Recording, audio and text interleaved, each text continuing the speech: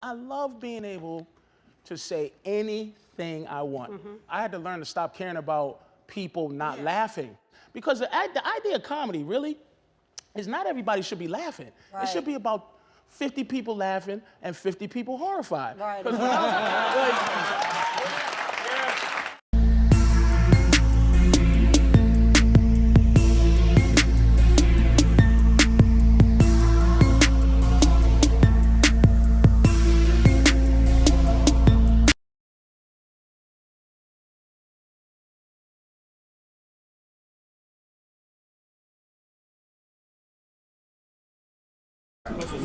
But there is an afterlife, and if I can give you any hope in this show, I have definitive proof of an afterlife. I didn't get weird or go religious on you. I'm not saying there's a God. I don't know what the afterlife entails. But here's the proof. My mother killed herself in 2008. Don't worry, this is a fun story. It was the best death you could ever be part of. She was dying of emphysema at 63. Her brain was still with it, but she was drowning in her own fluids. She's being permanently waterboarded by 45 years of cool miles. She can't take it anymore. We knew it was going to happen when she made the call. I can't do it. Like, all right, Mom, we'll do what we can. All right, Mom's gonna kill herself. I don't know what to do. I guess, okay, we know it's gonna happen, but when you say we're gonna do it, I'm not gonna go buy you a fucking shotgun. Like, oh, have fun, Mom. So I don't know what to do. I don't kill people. It's not something, I fantasize about it. If my mother were Nancy Grace, I'd have been all over it. Like, I have plans. But my mother was a great person. So how do we do this right? So I called my lawyer. I have 3 lawyers. We're Jewed up big with lawyers in LA for this shit, all the camera people with recording contracts. Then I have my local Bisbee attorney that helps me with, I got married when I was 20 and I had 24 years of marital bliss till I remembered, oh fuck, I never divorced that girl I drunkenly married in Vegas. That's for another DVD.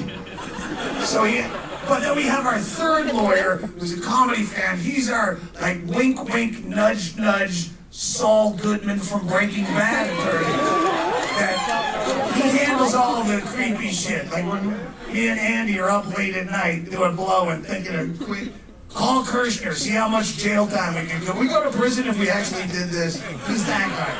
So I called him knowing he'd hook me up with a doctor on the down low, as we say in the black community, as a black person. He gave me the number to a doctor, and I go, hey, my mother's gonna cash out, and I don't know what to do. He said, what do you have? I go, I got Xanax out the ass. On the border, you can get all the fucking Xanax you want. It's like, that's no good, that's anti-anxiety. Does she have hospice care? Yeah, she does. Then she should have morphine. Hi, you got morphine? Yeah, I got morphine. All right, she's got morphine. We worked out the dosages and the milligrams, and he goes, if she has 30 of those, that's enough to kill any human being on the planet. She had fucking 90. Like, okay, we're good. Okay, we never talked, remember that. Okay, Doc. So I'm like, all right, we're gonna do this. First of all, bring her to my house, because she lived in 300 square feet of hoarder paradise, all the electric bills with spider webs, all crammed. Like, it's depressing enough if you're gonna help your mother kill herself, but we're gonna go to my house, we'll tidy up. So we set her up with a hospital bed in the living room. She had been AA off and on for my whole life. She had, at this point, been 4 years sober. And I'm like, you're not gonna kill yourself sober, right? You can't take those chips with you. Yeah, you're right. Why would I do that? That's dumb. So in her heyday, she was a black Russian drinker, so I set out a mini bottle of Kettle One and a mini bottle of Kahlua with her pills. For whenever you're ready, let me know. We laid down ground rules. I said, Ma, if you're gonna kill yourself seriously, you can't do it on Sunday or Monday, because that's football. That's a dick move. You can call your own time to leave this planet. Don't do it during someone else's planned event. Don't be an asshole. And she did it the Saturday before football. That was great. She came in on Thursday, Saturday night, she goes, it's time. And I'm like, time for what? Like medication? No, it's time. I'm like, oh fuck, this is real. So I wake up, bingo, like it's going on. We start mixing up White Russians. She decided to make Black Russians White Russians because she thought the milk would coat her belly better than taking all the pills. Like mother till the end. Do you have whole milk? I got skim. Skim will work. I just don't want to throw up the pills. Chicken soup for the suicide. So fucking, so sweet. So, we're whipping up drinks, and I didn't so much assist the suicide as bar backing. Like I'm in there mixing drinks, we were all drinking, we watched Bad Santa together, our favorite movie together. We had a very dark sense of humor. I didn't come from nowhere. My mother used to review porn on the Man Show. She's fucking dark like us. So we watched Bad Santa as she's trying to choke down these pills. She had a very hard time taking pills. So she just gagging and just getting them down. So I'm keeping a vague count. When she got around 30, little over, like, Mom, that's good. You don't need to do any more. You're fine. And she said, I don't want to take any chances. I'm so scared of fucking up. She took all 90. We're sitting there in horror going, you're wasting. Mom. They said 30 of those would kill any human being alive. You can leave 60 of them for me and Bingo as our only inheritance, other than the last 17-year-old blind cat you have, Georgia. Yeah, you have 60 Morphees to have spontaneous memorials for Mother. Every here and again. Remember, Mom? Papa Morphine. Woo! What a great lady. What a crazy old bitch. No, quarter till the end, all fucking 90. Oh my God. And then we fucked with her. Mark, I remember her last words as she's coming in and out, because we're just goofing on her as she's doing this, as she's fading in and out. I didn't even know if she'd respond. She was just hammering cocktails. And she's laying there, half in, half out, with a White Russian on her chest that she'd occasionally get to her mouth, and it is still, you know when you come off the wagon, you hit it fucking hard. And it's pretty bad when you're trying to keep up drinking with an 83-pound, 63-year-old woman. And I go, wow, you're really knocking those back, Mom. And she goes, there's times to be dainty, and there's times to be a pig. And we all laugh, and this is her mother's problem throughout her life. She was a funny lady sporadically, but when she would get a laugh, she would just hammer it and overtag it and repeat the joke and just I could keep getting a laugh on the same joke and it would ruin the joke. And when we all laughed that there's times to be a pig, I saw her go into, and I go, shut your fucking mouth. Those are perfect last words. You're not going to ruin this joke. Cut the mic on Mother. And then we just roasted her as she fell in and out. We just did a Friars Club roast, making fun of her and making it a fun, dark suicide. Mom, wait! They found a cure!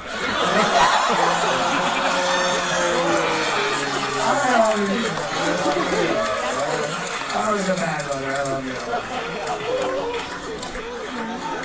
At one point, I remember I said, Mom, if there's any kind of white light situation, that other side that you get to, if you can communicate with us Houdini style, see if there's any way that you can make the Saints cover 8 points at Oakland tomorrow. I had money on the game. And they did. The Saints fucking blew them out. October 12th, 2008. The Saints won 34-3. I'm not saying that's proof of an afterlife. That was just $40 that I won. Proof of the afterlife is this.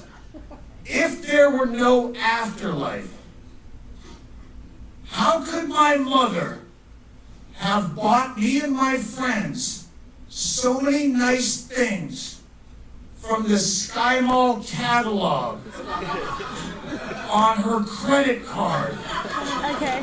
4 days after she passed from this earth. Answer me that, Your Honor. Answer me that. In fact, I'd like to enter these critical card receipts into evidence against the advice of my attorney. Look at that, 4 days. I had to swear on your Bible just to testify in my own defense. Your silly fake Jesus only lasted 3 days before he ran out of that cage like a pussy. My mother, 4 days, relaxing up there. She's drunk eBaying like I do.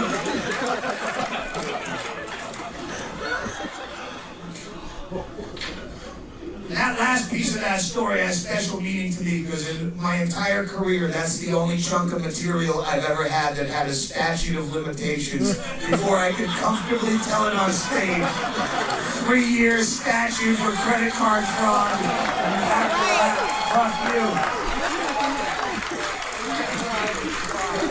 Mother didn't want some silly gravestone. That doesn't do anything. Mother wanted me to have a voice-activated, remote control R2-D2 doll. That is the best, most convincing proof of an afterlife for me. I don't need anyone's proof. Like, obviously,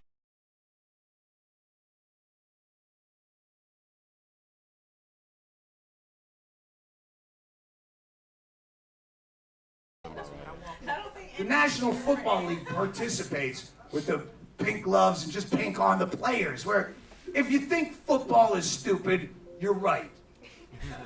But it's my stupid. You have your stupid. You can judge me in sports. You have your own stupid. You play World of Warcraft, or you do Renaissance festivals. You fucking win Brian Doyle Murray lookalike competitions. You grow organic apples and sell them at the farmer's market.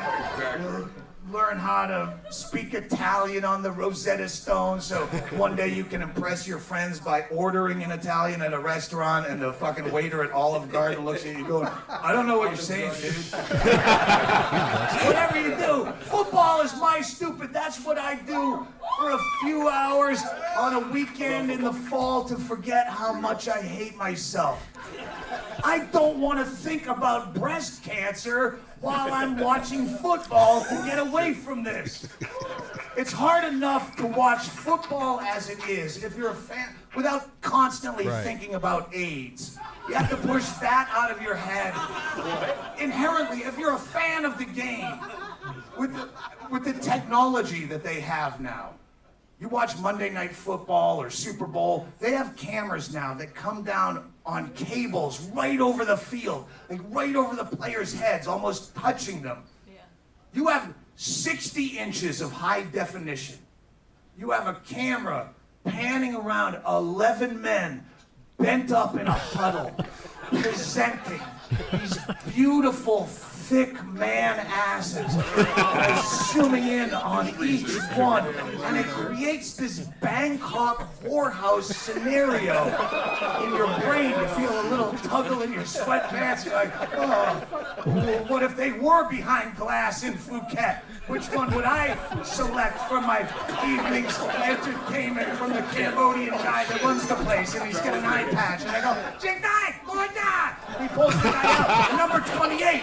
I haven't even seen all the guys, and I impulse buy on 28. He's a halfback with these sinewy horse haunches, leaning into me, and in my mind, before I can make a rational decision, I've already leaped over the railing at the field. I'm streaking butt naked across the field, wearing nothing but I'm wearing an 1800s nightcap, a striped with a pom-pom.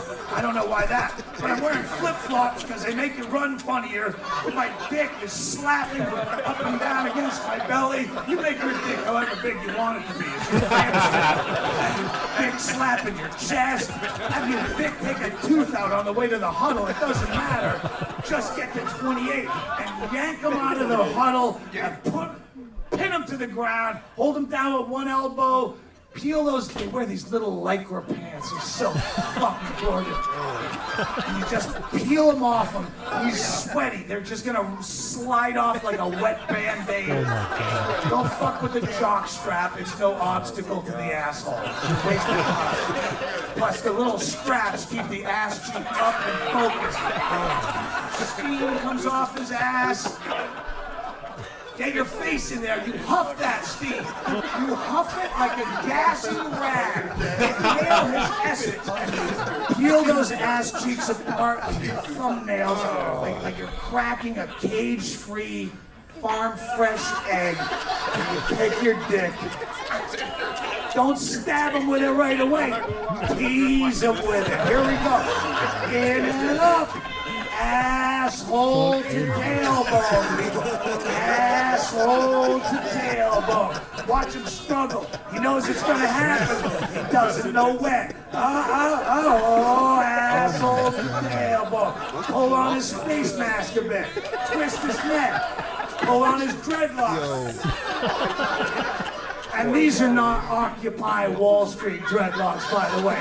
This is a black dude. This is straight up racism. This is a hate crime. Because you are pretty sure that your ex-wife used to fantasize about this guy doing similar shit to her. Oh yeah, you want to do that to my wife, you'll never get a thicker boner than that. Angry, racist, jealousy boner. Things are coming out of the head, and nothing makes you crazier than when you get that boner, you just jam it in them like a fat salamander, and you ride, you do that porn angle where you bend your dick down, and do deep knee bends, so you can look at the people. You have 55,000 people are now out of their chairs on their feet, chanting for you. They love you. They're like, fuck that guy. Fuck that guy. This is his home field and they're on your side all of a sudden. Fuck that dude. Yeah, they're stirring beer. You feel the rubber start to slide off of you, but you don't give a shit. This is my day. They love me! I'm gonna launch rainbows of cum into this broken motherfucker, and you do. You're not even done coming when you pull out. Your dick's just still fire hosing, swaying back and forth, getting rid of the last of the spurts, and you have an end zone celebration dance that you've worked out in the hallway mirror all season. The old school icky shuffle thing. You spike the ball right next to his head. He's blubbering like snot bubbles and crying. He's not even making an attempt to get up. His asshole is still dilated, spasming. His asshole is winking like a cyclops in a rainstorm, trying to regain its original shape. One milky tear is dripping down the teeth. It's crying for you.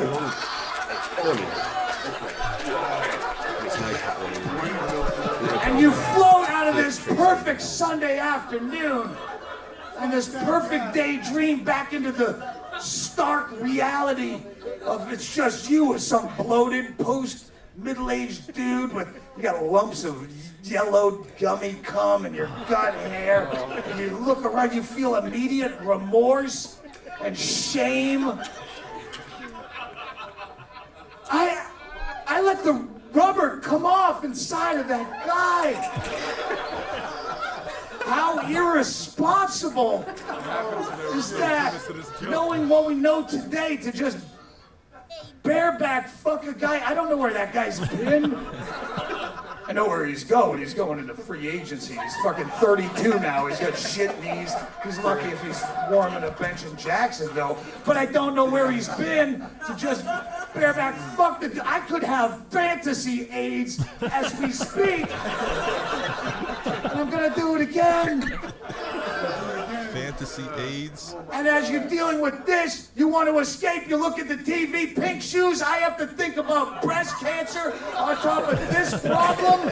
You're ruining the integrity of the game, breast cancer.